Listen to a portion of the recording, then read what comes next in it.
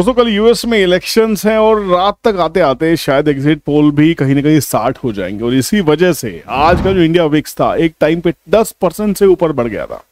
Volatility इतनी ज्यादा होना संभावित है जब इतने बड़ी स्टेट में इलेक्शंस होने वाली। United states of America state नहीं है, एक कंट्री है, ठीक है। अब यह बात हो रही है कि कमला हैरिस जीतने वाली हैं या फिर डोनाल्ड ट्रंप जीतने वाले हैं। देखिए कहा जाता है अगर इंडियन मार्केट्स के सेंटिमेंट्स को देखने की कोशिश करें तो आज 23,800 के लेवल तक को छूने का बाजार ने कोशिश किया। 23,818 के आसपास तक गया। उसके बाद में बाजार की जो क्लोजिंग है ऑलमोस्ट 24,000 के आसपास होती हुई दिखी। अच्छी खासी रिकवरी है बॉटम के हिसाब से, बॉटम से काफी अच्छी रिकवरी दिखाई दी। बट अगर हम डेली चार्ट के ऊपर में पैटर्न्स को देख रहे हैं तो यहाँ पे अभी भी बहुत खास पैटर्न आपको नहीं दिखाई दे रहा है। अभी भी बहुत ज्यादा कोई ऑप्टिमिस्टिक अप्रोच निफ्टी में नहीं दिखाई दे रही है। स्टॉक स्पेसिफिक रैली स्टॉक्स में चलती ही रहेगी।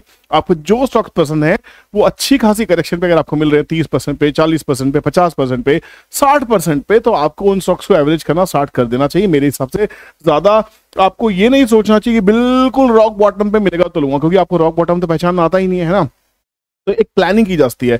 पर यहाँ पे अगर निफ्टी को देखने की कोशिश करें तो बड़ा ध्यान से देखिएगा। एक पैटर्न आपको दिखाई दे रहा है। एक शोल्डर है, लेफ्ट शोल्डर है, एक हेड बना हुआ है, उसके बाद में एक राइट शोल्डर बना हुआ है और ये हेड एंड शोल्डर पैटर्न कहीं ना कहीं ब्रेक होता हुआ दिखाई दे चुका है। तो 24,561 के नीचे जब तक निफ्टी है वो प्रेशर में ही रहने वाली है। असली जो तेजी है 24,560 के ऊपर जब निफ्टी निकलेगी उसके बाद ही आप बुल मार्केट में बैठ सकते हैं।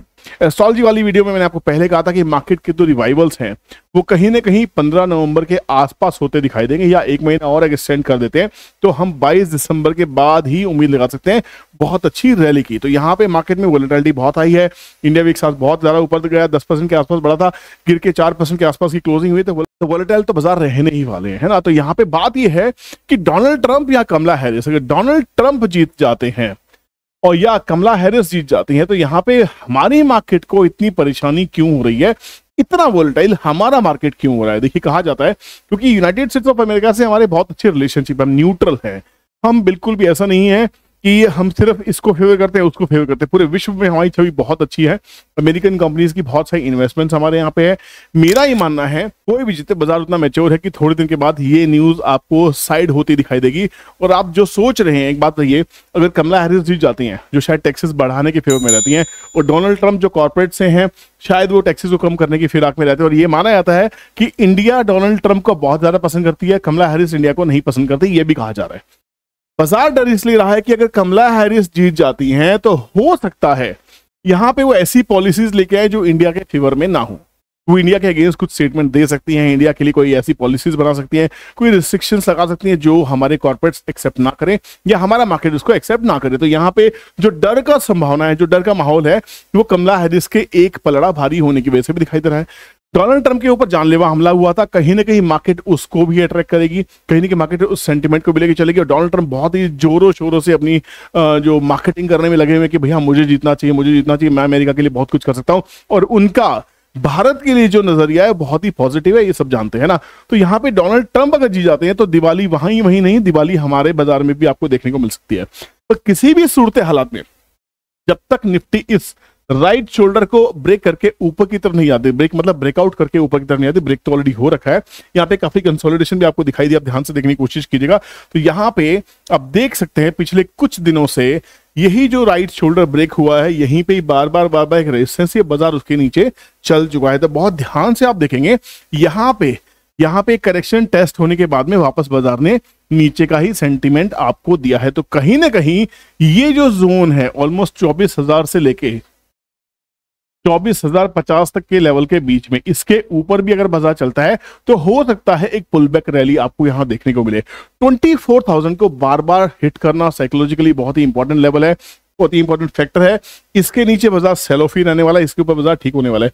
अगर हम ट्रेंड ट्रेडिंग कैलकुलेटर से पूछ लेते हैं, जो आने वाली क्लासेस में बिल्कुल फ्री मिलने वाले हैं सभी स्टूडेंट्स को, अहमदाबाद की क्लास 16-17 नवंबर को है, जिसे भी सीट बुक करनी है बुक कर सकते हैं, हमारे दिए गए नंबर पर कॉन्टैक्ट कर सकते हैं। उसके बाद में हम बाकी 4 शहरों में चलने वाले हैं। पूरी डिटेल क्लास में क्या पढ़ाया जाएगा क्या नहीं, आप हमें फोन करके पता कर सकते हैं, मैसेज करके पता कर सकते हैं। तो ये ट्रेंड ट्रेडिंग कैलकुलेटर आपको फ्री मिलने वाला है, जो बहुत ही कमाल की चीज है। देखिए ये इसके अंदर आर्टिफिशियल इंटेलिजेंस है जो आपको बहुत अच्छे से रीड करके देता है कि 24,025 के ऊपर, इसके ऊपर हम ब्रेकआउट प्ले करने वाले हैं। 24,180, 24,336, 24,492 घूम फिर के भाई 500 का लेवल यहां पे भी आता हुआ दिखाई दे रहा है कि ये एक मेजर रेजिस्टेंस का काम कर रहा है। इसके ऊपर जब चलेंगे तो हम ब्रेकआउट प्ले करने वाले। नीचे की तरफ में 24,025 के नीचे निफ्टी है तो प्रेशर बना रहेगा, 23,500 तक के लेवल आ सकते हैं, इसमें कोई बड़ी बात नहीं है। बाजार 23,500 के लेवल के आसपास में क्या कोई लेवल फाइंड आउट करने की कोशिश करेगा, आप देख सकते हैं। अगर हम हिस्टोरिकल लेवल देखते हैं जो यहाँ पे आपको साफ साफ दिखाई दे रहा है कि बाजार ने पहले भी 23,800 को बार बार टच करने की कोशिश किया है, काफी समय यहां बिताया था, बार बार रीटेस्टिंग हो रही है और ये हमारा एक ऐसा लेवल था जिसके ऊपर बाजार चला था, रीटेस्ट करने के बाद ही चला था। आप देख सकते हैं कि बार बार बाजार ने इस लेवल को टच करने की कोशिश की थी।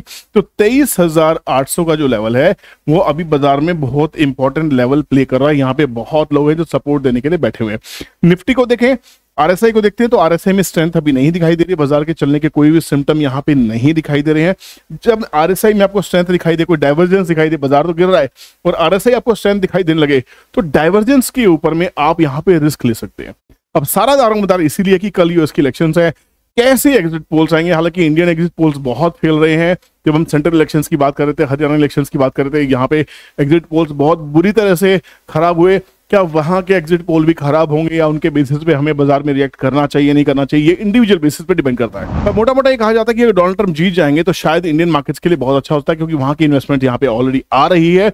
एक कंसर्न है कि जो हमारे स्टॉक मार्केट के जो भगवान कहे जाते हैं, वॉरेन बफेट जिनका नाम है सब जानते हैं, वो कहीं ना कहीं बड़ी बड़ी कॉर्पोरेट्स में सेलिंग करने की कोशिश कर रहे हैं। एप्पल में उन्होंने काफी सेलिंग की, उन्होंने पेटीएम से काफी अच्छी सेलिंग की थी। तो यहाँ पे जब वो काफी हद तक कैश में बैठ रहे हैं तो वो एक चिंता की वजह है कि इतना बड़ा दिग्गज इन्वेस्टर, क्या उनके पास कोई ऐसी इंफॉर्मेशन है या उनकी इंटेलिजेंस या उनकी नॉलेज या उनकी समझ, या वो सिर्फ प्रॉफिट बुक कर रहे हैं, कुछ पता नहीं है ना। कहा जा रहा है जैसे फॉर एग्जांपल एक न्यूज चल रही है, विजय केडिया ने अपना 5% स्टेक चाइना में लगाना स्टार्ट कर दिया, 5%, ऐसे कुछ इंटरव्यूज देखे गए हैं, उसका मुझे अभी कंफर्म उसकी पुष्टि नहीं है, बट ऐसा कहा जा रहा है, न्यूज चल रही है बहुत ज्यादा। देखिए उनके पोर्टफोलियो का 5%। विजय केडिया क्या करते हैं, विजय केडिया स्विंग इन्वेस्टर है, मैं आपको बताता हूँ, एग्रेसिव स्विंग इन्वेस्टर्स है वो। जब भी कहीं मौका देखते हैं वो शिफ्ट जरूर होते हैं, and he is trying his fortune maybe by 5%, not by 95% of his capital, just 5% is trying. तो पैनिक होने की जरूरत नहीं है। मेरे यहाँ पे जितनी भी कंपनीज हैं, जितनी भी इंडस्ट्रीज हैं, जो सेक्टर्स हैं, फॉर एग्जांपल इंफ्रा हो गया, रेलवेज हो गया, ये ऐसे सेक्टर है जहां पे आप बाय ऑन डिप्स की अपॉर्चुनिटीज प्लान कर सकते हैं।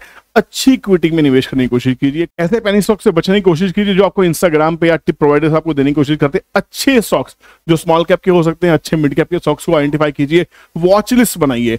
जितने भी शेयर्स अभी गिर रहे हैं बाजार के गिरने की वजह से या और गिरेंगे, आप सबकी वॉच लिस्ट रेडी होनी चाहिए। और एक छोटा सा आपको तुर्क का इक्का दे देता हूं कि जब तक आपको आरएसआई में स्ट्रेंथ ना दिखाई दे आपके उस स्टॉक की, आपको एवरेज करने की जरूरत नहीं है।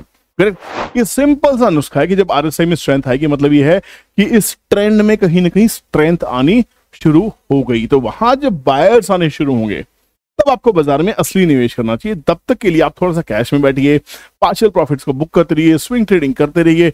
नहीं तो अगर क्लियर कट होना चाहते हैं तो जब निफ्टी घूमेगी आरएसआई 30 से डेली चार्ट के ऊपर में, 20 से घूमे, 25 से घूमे, 18 से घूमे, 16 से घूमे, जब भी घूमे आप वहां पैसा डालिएगा, डरने की आपको जरूरत नहीं है। काम करते हैं, मार्केट मूड इंडेक्स देख लेते हैं। मार्केट मूड इंडेक्स क्या कह रहा है, क्या उसके हिसाब से आपको देखिए मार्केट मूड इंडेक्स कहां दिखाई देता है। आप सर गूगल कीजिए मार्केट मूड और मार्केट मूड इंडेक्स यहां पे लिखा आ जाएगा। अब इसको थोड़ा स्टडी करने की कोशिश कीजिएगा। ये फियर एंड ग्रीड फैक्टर आपको दिखाता है अभी बाजार में क्या सिनेरियो चल रहा है। अभी भी मार्केट थोड़ा सा फियर मोड में है। फियर मोड से जब एक्सट्रीम फियर में बाजार आता है तो ये बाइंग की अपॉर्चुनिटी दिखाने की कोशिश करता है। प्रॉफिट बुकिंग आती है ग्रीड से एक्सट्रीम ग्रीड के अंदर में। आप यहां बाय करते हैं, यहां फंसते ही फंसते हैं। यहां से बाजार ऐसे सेंटीमेंट में आया था जहां पे हम डर रहे होते हैं, पर यहां पे अभी फिलहाल बिल्कुल एज पे है फियर के। जब एक्सट्रीम फियर में बाजार एंटर करेगा, वहां पे विक्स जो होगी, आप इंडिया विक्स को देखते रहिएगा। ये विक्स आपको हो सकता है 10 से 12 के बीच में मिले, 10 से 12, 13 के बीच में मिले। यहाँ पे आपको अच्छी इक्विटी बाइंग कर देनी स्टार्ट कर देनी चाहिए। आज का जो विक्स था वो 17 के आसपास चला गया था, अभी भी 16 के आसपास में है। विक्स उतना कंफर्टेबल नहीं है बाइंग करने के लिए, थोड़ा सा इसके ऊपर भी ध्यान रखिए। ये न्यूज चली जाएगी तो विक्स भी कहीं ना कहीं सेटल होता हुआ दिखाई देगा। 10% बढ़ा था, आखिर में 4% के आसपास क्लोज हुआ है। तो अभी मैं कुछ दिन यूएस मार्केट को देखना चाहूंगा, यूएस के इलेक्शंस के रिजल्ट्स को देखना चाहेंगे। उसके बाद थोड़ी सी ग्रह दशा भी बदल जाएगी। जैसे मैंने आपको कहा था, जब शनि मार्गी होंगे अपनी राशि में तो वहां से कुछ और चेंज आने की संभावनाएं बन सकती हैं। तो यहाँ पे थोड़ा सा आपको पेशेंस रखना पड़ेगा। और दोस्तों, जिन लोगों ने हमसे एस्ट्रोलॉजी कंसल्टेशन के लिए जो डिटेल भेजी थी, हम उसके ऊपर काम कर रहे हैं, सबको रिप्लाई जा रहा है। आपको थोड़ा सा पेशेंस और करना, आपको रिप्लाई जरूर मिलने वाला है, ठीक है। और जाते आते बताता हूँ कि अगर अहमदाबाद की क्लासेस आप बुक करना चाहते हैं, 16-17 नवंबर को अहमदाबाद की क्लास है, पेड क्लास है, फ्री क्लासेस नहीं है। उसके बाद मुंबई है, कोलकाता है, लखनऊ, जहां भी आप है, अगर आप चाहते हैं 2 दिन अगर आप सीखना चाहते हैं ढंग से, 1-on-1 मुझसे मिलके, है ना, तो आपका स्वागत है। बुकिंग करने के लिए नंबर पे कांटेक्ट कर सकते हैं। डिटेल जानिए, अगर आपको लगे क्लास करनी है तो मोस्ट वेलकम, नहीं तो जय माता दी, सीखते रहिए। बाय, जय हिंद।